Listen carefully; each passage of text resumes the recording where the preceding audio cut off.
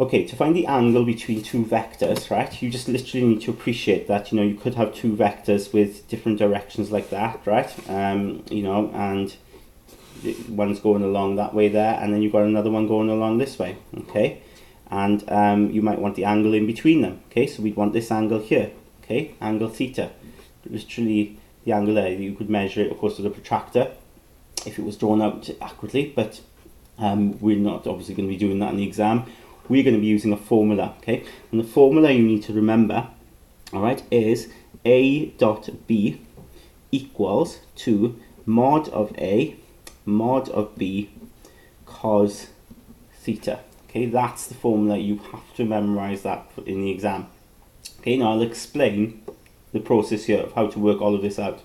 Now, that dot there, right, it's important you write the dot there, because that dot tells us we've got to do the dot product, okay?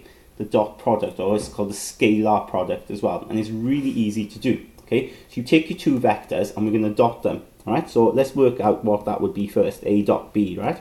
So we'll dot them. So we'll do I plus 2j minus k, dot that with then the other vector, okay?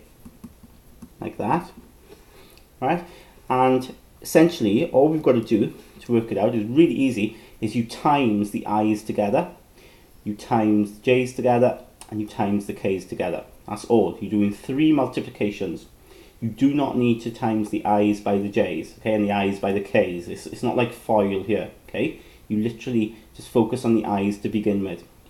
And something better happens as well, because if you look at what we've got here, in front of that I is just a 1, isn't it? Yeah.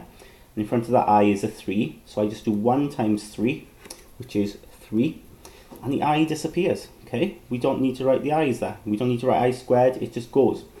Let's do the j's. 2 times this one, which is minus 1. So 2 times minus 1, which of course is minus 2. And then we've got here minus 1k, so minus 1 times the 2, which is minus 2 again, right? And that comes out to be then, if you work that out, that turns out to be minus 1. Okay, so my A dot B is minus 1.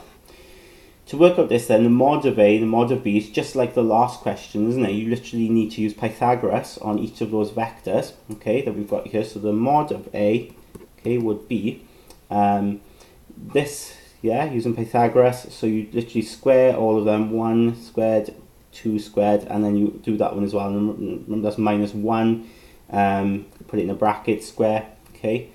And then you can work that out. So if I get my calculator, okay, on my calculator I'm just going to do 1 squared plus 2 squared plus 1 squared. I'm not going to bother put the minus in because I know it would just disappear, and I get root 6. Okay, I'll do the same then for mod B. Okay, so mod B will be where are we? There's B, 3 squared plus then that one is minus 1 all squared plus then that one which is 2 squared. Okay. So I'll work that out. Okay, so square root 3 squared plus 1 squared plus 2 squared, and I get root 14. Okay, then all I got to do is put it into that formula. Okay, so A dot B, which worked out to be minus 1, equals to the mod of A, which was root 6, the mod of B, which is root 14, cos theta.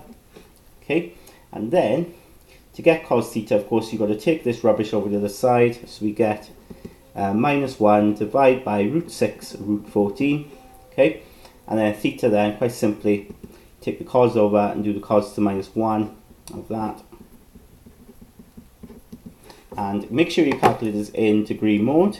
Okay, so cos to minus 1 over root 6 root 14, and oops, and we get out our answer to be 96.3 degrees, okay, to 1 decimal place.